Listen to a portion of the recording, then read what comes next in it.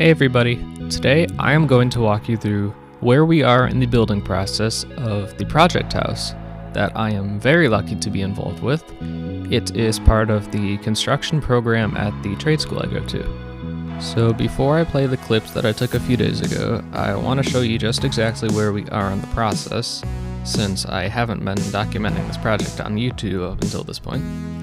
So we are currently finishing up a few things like electrical and plumbing.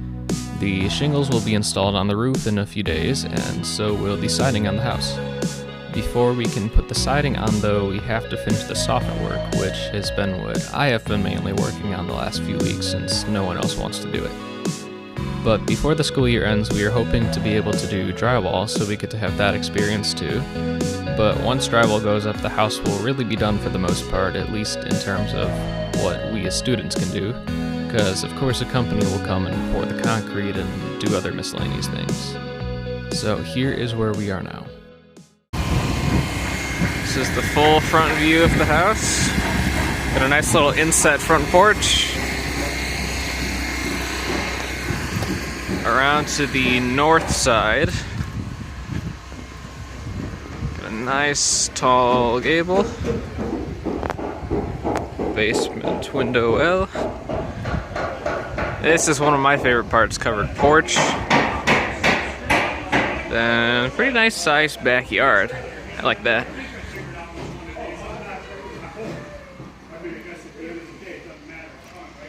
It's really muddy, but I'll try and get out here so you can see.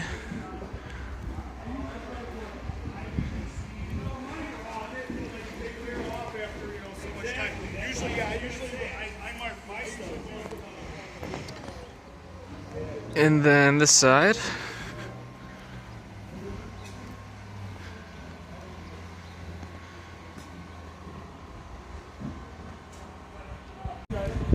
So up here we are working on the soffit right now. So we've ran all our F channels. So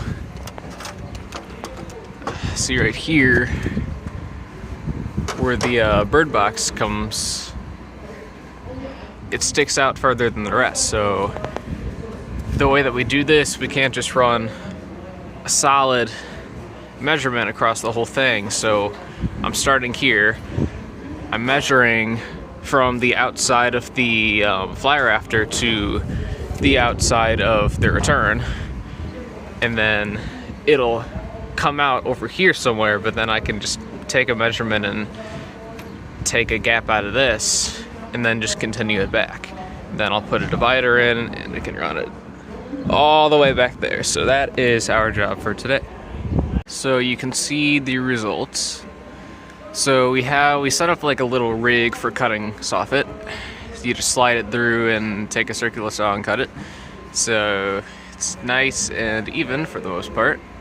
It's mostly a problem with the F channel if it's not even, but it doesn't matter because fascia will go on and it will overlap and cover this gap.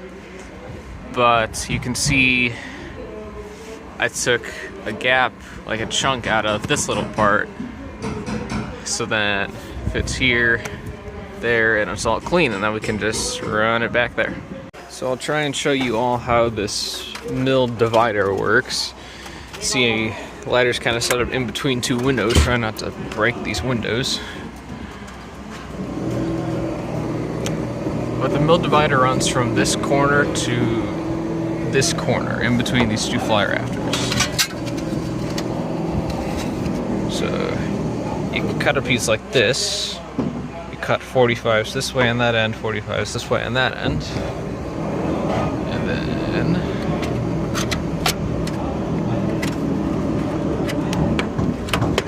it's gonna be a pain, but you can see how it'll fit like that, and then you can sheet it this way and it'll come out like that. And I gotta take that nail out, but and then you can just run the soffit from there into there at that end, and then from there all the way to there on that end. You can see that it rained a little bit because it is a wee bit muddy out here. So we got a bunch of sheets of OSB just laying around for walking paths. So this is behind the garage. You can see we got all our soffit ran up there. We still gotta do that gable.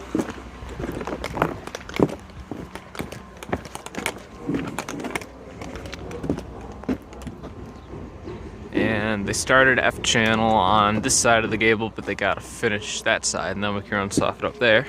And of course, whenever windows get delivered, there's always one that has to be a problem. The wind came and knocked one over and just shattered one panel. One panel out of all the windows in this house we have to replace. So that's been an ongoing thing for a few weeks now, trying to get one singular pane for a window.